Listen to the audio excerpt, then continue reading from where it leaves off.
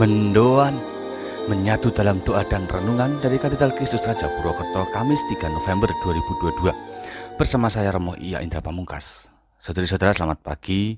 Bagaimana kabar pada hari-hari awal bulan baru ini? Semoga kita dianugerahi Tuhan kesehatan dan semangat hidup yang tidak pernah padam.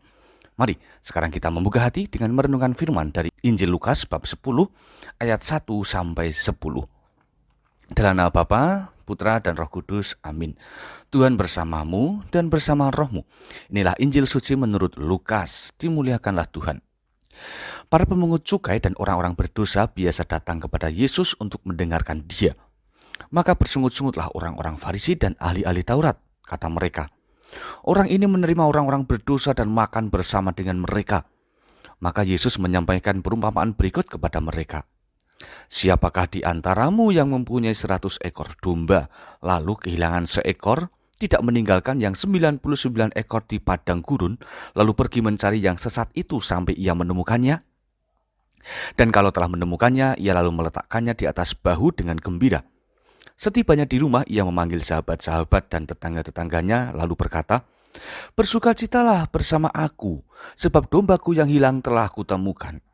Aku berkata kepadamu, demikian juga akan ada sukacita di surga karena satu orang berdosa yang bertobat, lebih daripada sukacita karena 99 orang benar yang tidak memerlukan pertobatan.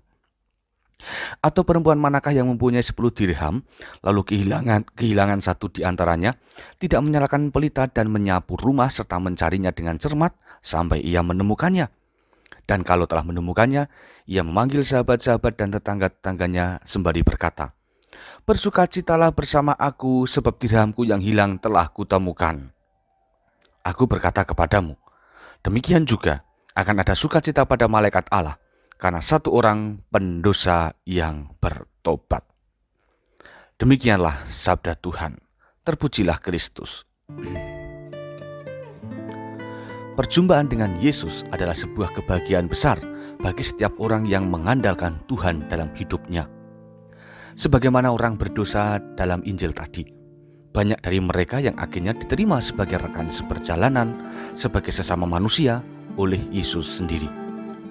Maka, dengan penerimaan dan pendekatan yang demikian, api pertobatan akan disadari oleh para pendosa, sehingga akhirnya mereka pun mau mengubah hidup. Saudari-saudara, corak pendekatan kita kepada setiap orang haruslah berbeda-beda. Hal ini dilakukan jika kita sungguh-sungguh mau menghargai sesama sebagai manusia yang utuh. Artinya, karena setiap pribadi itu adalah unik, maka kita harus memahaminya secara personal, secara masing-masing. Yesus mampu menjadi Tuhan bagi semua orang, termasuk orang-orang berdosa.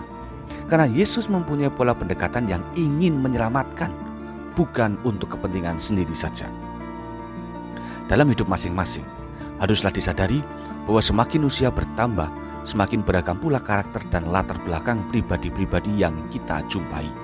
Pertanyaannya, apakah kita sudah mampu menjadi teman seperjalanan bagi mereka dalam persiaran menuju keselamatan? Merangkul, empati, dan berjiwa sosial kiranya menjadi bekal yang cukup untuk melaksanakan perutusan ini.